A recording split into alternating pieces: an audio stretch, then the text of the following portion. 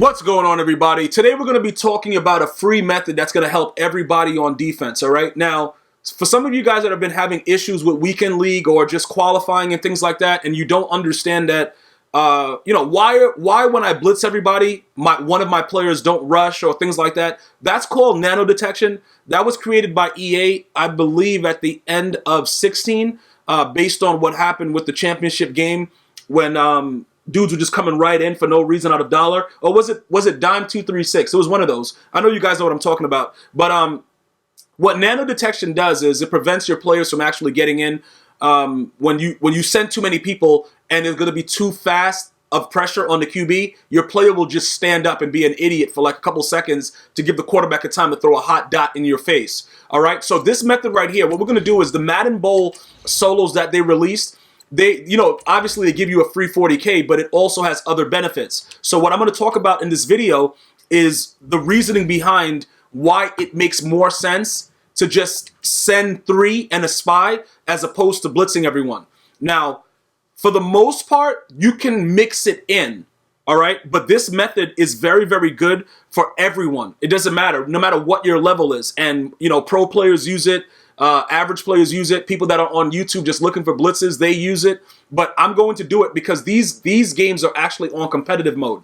And it makes it a lot easier for me to explain it because if I go to practice mode, I don't have the same team, and they have yet to create a practice mode for Madden 19 Ultimate Team or any Ultimate Team in the past. All right, so it doesn't really make any sense because they have practice mode for franchise, so they should be able to do it possibly going forward for Madden 20. But that's not what this is about. What this is about right now is that this is literally on competitive mode, so everything that goes on within it, it's going to be similar to what you could actually have happen inside of an actual game against an opponent in weekend league, whatever, head-to-head seasons, whatever you're actually playing. All right, so this is the number one thing that I want you guys to understand. I've spoken about it very, very frequently during live streams. I've spoken about it in other videos, and yet still a lot of you guys still ask me. The coaching adjustment situation, this whole situation is broke. So you got to know how to use this to your advantage. Obviously, in certain defenses, you can be on aggressive pass rush the entire game and never get called off sides. All right? So those are certain things that you have to understand. Also, it's not about nickel big over G, being one of the glitchiest block shed defenses that is the reasoning behind you should only use that defense. You can do this out of any defense. You can just send 3 and have a spy, and good things are going to happen.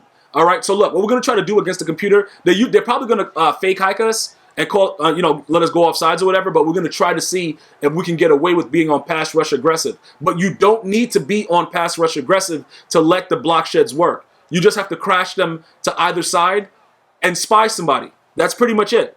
And, make sure that depending on what your coverages are, you're going to have some issues. If you're the kind of person that likes to run cover 2 is OP in the game, so I would recommend cover 2. Cover 3 will get you beat on a deep crosser to the opposite side unless you have a proper cloud flat. So I don't really like the cover 3 that much because if you play it right, the cover 2 and you put it like a deep blue in the middle with one of your middle linebackers or whatever, or if you have a safety or whoever you put, if you run nickel big over G or whatever it is, you should have you should have a lot of success doing it, or it's big nickel over G. All right, but look, this is what we're going to start off. We're just going to come out a basic 4-3, and we're going to run cover 4 palms, right?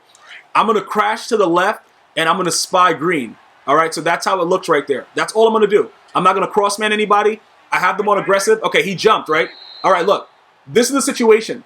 Even though they just made me jump right there, when you go into a game, just have it on aggressive for the first play of the game. If you give up 5 yards to start, that's fine. Because what happens is throughout the game, the player that you're playing against is going to continuously do it to see if you'll jump off sides. And then sometimes it'll give them a false start. All right? Because they're like, yo, this guy has to probably be going back on aggressive. So that's why you do that, just to start the game. That's why we just did it like that. Now we go back. We do the same thing. We're going to crash left. All right? Everybody's crashed to the left. And then we're going to spy green. All right? That's it. Now we're just going to sit here. And we're going to wait. No matter that they're under center or whatever, you let the defense do what they're going to do. Because what happens is this, right? When you blitz everybody, you're gonna see that you're going to get beat a lot more blitzing everyone than in past Maddens prior to like 16, when you sent a lot of pressure, you would get there. You know what I'm saying? Well, actually 16 you can do it too. So let me correct that. All right, you're going to base the line, wide to the right, crash him left, left analog and, crash to the left, whatever, and you're only sending those people, and then you're just letting your defensive players do what they have to do, and you're just playing around with the yellow. But again, the defensive pressure, because of the nano detection that happens, this is probably the safest way to annoy your opponent, all right? In certain plays, like right now, you see those quarter flats? You can change them to cloud flats if you want to, by globally doing it. But pretty much, like I said, even with what just happened right there, I went for the play action, but Julius Peppers jumped up in the air. And remember, this is not even like my regular setup on defense. I'm just picking my thing. I didn't even set anybody up. I didn't do anything. I didn't put LT on the D-line because ideally, you want to put the guys on the D-line that have the highest block shed. So you would more than likely put, Lawrence Taylor on the D-line because he would give you more benefit on the D-line. All right? Those are some key things that you have to know on defense. So crashing at either side. You can see that I'm crashing it to the left and spying. You can crash it to the right and spy. It doesn't really matter. You got to go to the tendency of the player that you're playing. But the reasoning behind why I'm letting you guys know this is because there has been a lot of people that have been contacting me. You guys want ebooks, all that stuff like that. I just want you guys to understand the primary tips. Because Madden 19 is a very, very easy game to play. And most of the people that win, they have very, very simplistic schemes. And it's not difficult. So it's no real reason to like go in depth with everything that goes on. You just got to understand the concept. And the concepts are, it makes more sense to send 3 than it does to send 6. Because if your coverage is correct, you're going to have a lot more success. So those are things that you really need to understand as you continue to go through with everything that you're doing. And remember, this is probably going to be working in Madden 20 as well. 3-man rushes screaming off the edge, because a lot of it is not, when it comes down to the fact that you're blocking everybody and the 3-man rush is coming in, that's kind of fake, but it's not like it's never happened in the NFL. It's happened, but it happened rarely and with really good D linemen. But usually the O-line can, handle a 3-man rush with a spy. You know what I'm saying? Which is why it's like, yo, what are you guys doing at EA Sports? Like, are you serious? But when they're blocking everybody, they're running back and a tight end, and a 3-man rush gets in, that's when it gets kind of stupid. You know what I'm saying? And those are the things that we have to try to take advantage of, which is why I say, in most cases, when you come out and you start off on aggressive, they won't fake hike. Like, depending on the player that you're playing, and even if they do fake hike, you saw how my player went off sides. Some games they won't. You know what I'm saying? Like, some games they really won't. If you run 3-3-5 normal and you stay on aggressive and you send the 3, usually they won't go off sides. Usually. Now, that doesn't mean that it's 100%. Obviously, there's ways to do it. You could, like, flip the play like 1,000 times, be an idiot, and then, hike the ball, and they'll go off sides in those cases. But in most cases, they will not go off sides with 3-3-5 normal. Okay? There is a science behind a lot of the things that these guys do. If you see people running, a 3-man rush type scheme, there's a lot of science behind it. So those are the things that I want you guys to be encouraged to try to figure out. What 3 should you send? I primarily usually always spy the right D tackle. Like, if you're facing the screen, I usually primarily always spy him. All right? That doesn't mean you can't spy the other D tackle. That doesn't mean you can't spy the left end. That's how people come up with schemes for themselves. And then now it's like, oh, bro, I'm getting a lot more pressure. I'm doing a lot more things, because you got to be able to experiment with it. Now, again, with any formation that you're sending the 3 out of, you have to be able to send 6 as well. You can't give somebody the same look the entire game and wonder why you're going to take the L. All right? Because what happens is, once people realize that, you're only sending 3, they're going to change it up. They're going to do some different things now. They're going to start to, you know what I'm saying? They're going to start to send those quick out routes. They're going to be having a drag with a post. Like, it's going to be a lot of different things going on, because they need to be able to create a little bit of space. So they're going to make sure that they do whatever they can to try to beat it. So in some cases, you're going to have to mix it up and blitz everybody, and then see what happens. If you get nano detected, you get nano detected. That's just the way it works, bro. Like, EA don't like you. They don't like me. It is what it is. But you have to make sure that when you're playing anyone, you start off like that. Because when you're playing these coverage, I'm going to show you when I get back on defense. When you're playing coverage defense, it's the best thing ever, because they can't do anything about it. Is that, like, bro, if they try to run either way, even if it's Michael Vick, they can run straight back and, you know, do the usual, throw it off your back foot while you're running back 50 yards, doing whatever you want, that's fine. You know what I'm saying, bro? Like, you can do whatever you want. But again, when you have a 3-man rush and everybody's in coverage, usually, depending on your team, they're going to play their, you know, you'll be able to have a lot more people in certain areas. Now, remember, the #1 play like that people run are crossers. Typically, it's safest to do it out of like a, you know, like a trip set.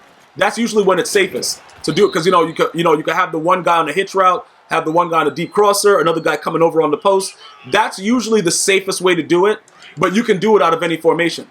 So it's not a big deal. It's not like you have to do it out of trips, but it's the safest way to do it. Plus, the inside zone is a lot more glitchy out of that set. So, you know, it'll work better for you if you could do it along those lines. You know, going forward, like I said, I started off with 4-3 normal. I've shown you guys in the past 4-3 wide. All right. You guys might ask. Some of you guys were asking specifically, yo, Gmia, nickel wide 9. The thing about nickel wide 9, it's not the same thing because you only have the 2 guys in the middle. When you look at 4-3 wide 9 and you have the other linebacker, it makes it a lot easier to abuse what, you know, this flaw that's in the game with being able to rush 3 with a spy. So, like right now, you see the way that they're aligned right there? If he were to pinch his linebackers, it'll be a lot better than the way that it was set up right there. But because he just had it set the way it was, they didn't base align, it is what it is. But when you're running those 3-man type things, and you're cross-manning and you're doing a lot of weird stuff like that, those are essential things that you need to do in order to make sure that your blitz is going to work. You know, having everybody sitting in the box like that, and then at the snap, everybody run where they're going, those are very, very huge things. So, crash it, 4-3 normal with the cover 4, right? I don't know if you guys are familiar with everything that people do, you know, out of these defenses. You're either going to cross-man or you're going to get cloud flats. That's it. So the defense that I showed you, it's not like it's rocket science. It's not like, oh, bro, what are these guys really doing? They're not doing anything special. Crossman or it's cloud flats. That's it. Nothing else in between. It is what it is, and you just got to move on from it, and that's all. So as you continue to look forward, you know, with this situation, and you're trying to figure out, like, all right, so if I'm only going to be rushing 3, how is it against the run? With the run, you're going to have to crossman. Because with crossman, what it does is, because they're assigned to actual, you know, man-to-man coverage, they come down and they shoot to the line on the run, which is why you probably play against people that are cross-man, and you're like, yo, bro, they're only rushing 3, though. How are they getting this pressure? That's why. That's pretty much what's going on. It's a situation because they're cross-man, they're coming right down to the player that they're supposed to be manned up on, and it just so happens that you're running the ball, and they're just right there. Now, if you hike the ball and throw quick out routes, you know, out routes are good. The deep out routes are even better. But you can do a lot of different variations into beating, you know, the crossman coverages. If you guys need help with that, I can definitely put out a video with that. But it's pretty much the up and out routes. The deep crossers, depending on the players that you're using, and if you have a hitch route, that can be an issue. That can be something that you can have some issues with if you don't have a hitch route. So I always recommend having at least one hitch route when you're running the deep crossers, especially when they're cross-manning you, because it'll just make it a lot easier for you to get what you need out of the actual play. All right? So with all of that being said, right, should you still blitz? Yes, you should blitz.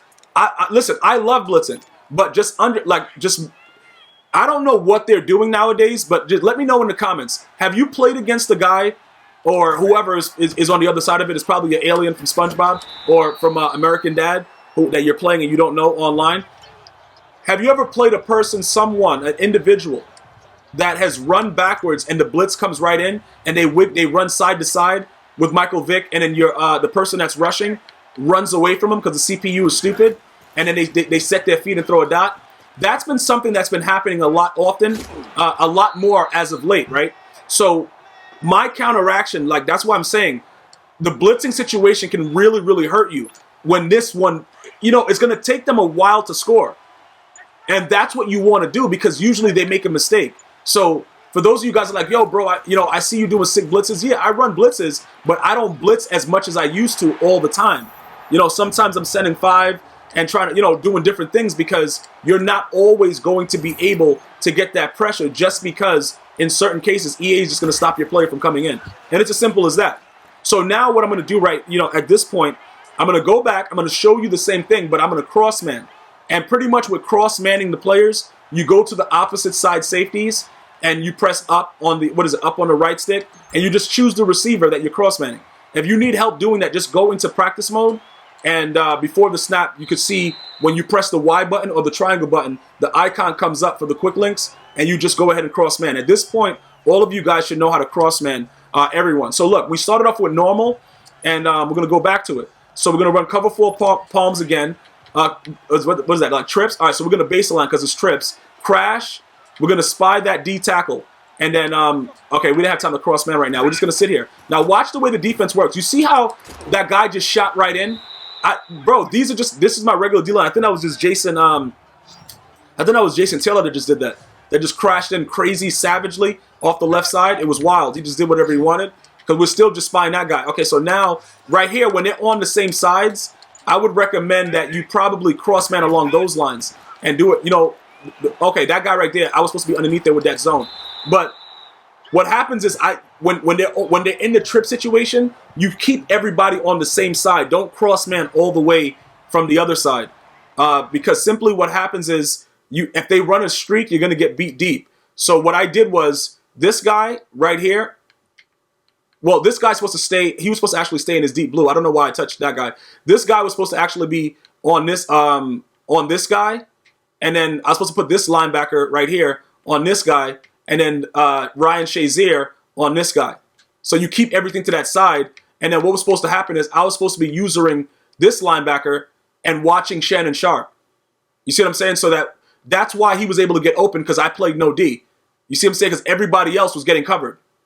You see what I'm saying? But he could have beat me deep with 19 if he just, ran the streak, because Ed Reed is playing like an idiot. You can see that he's in the man-to-man coverage, but he's playing like an idiot. And that, probably if he kept going on that streak, probably would have got beat deep.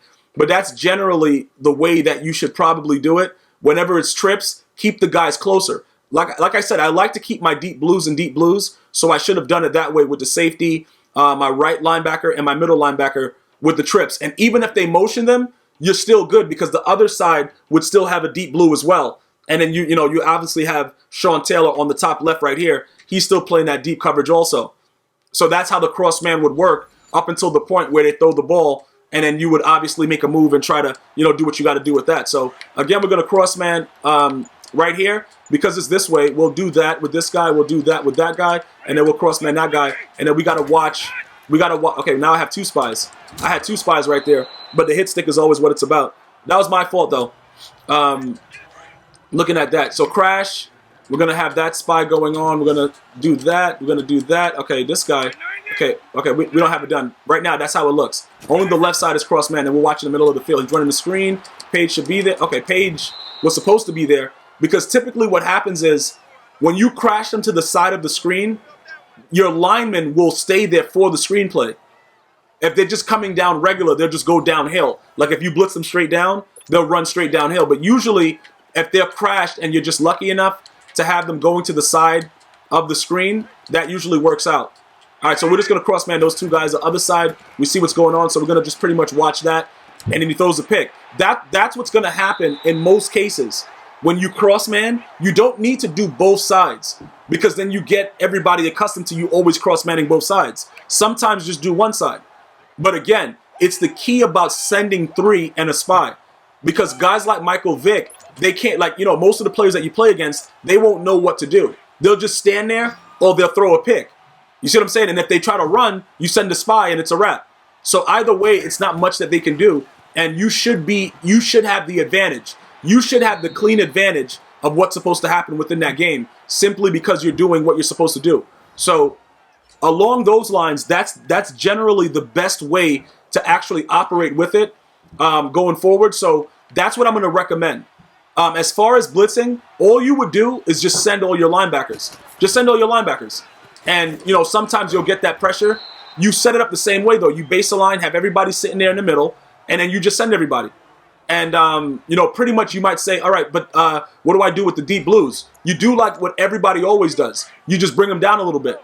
But remember, however you set it up, it always should be that way, whether you're sending 3 or you're sending 6 or you're sending 7. So don't just start bringing the safeties down only when you're blitzing, because then they'll know it's a blitz. You're giving a tell. You don't want to give the tell. So if that's something that you always want to do, bring them down every single time then. And then from there, you know what I'm saying, you figure out what you want to do, how you want to go from that point on. But just make sure that it's consistent with whatever you're doing. That way it's easier for you to have a game plan that is hard to decipher. Because once you start doing that, you're done. You know what I'm saying? Once you start giving them, the information, oh, bro, I'm bringing my safeties down, I'm blitzing, oh, this guy's blitzing everybody. They're going to max protect and do a lot of weird things. You want to give yourself time to be able to, trick your opponent. So, again, start experimenting with it more instead of blitzing. Let me know. Give me the feedback about how you guys are making out with that. I will give you guys some blitz schemes out of the same things. We'll stay with 4-3 normal right now. Just chill out. But that's pretty much out of anything, guys. The big nickel over G, that's what they do. They crash it to one side, have a spy. It's all the same stuff. All right, so start off with that. Let me know how you're doing with it. If you guys want more, just go ahead and like the video, and I'll determine based on the amount of likes if you guys want more info or if you don't. All right, I'm going to see you guys and girls next time. One love.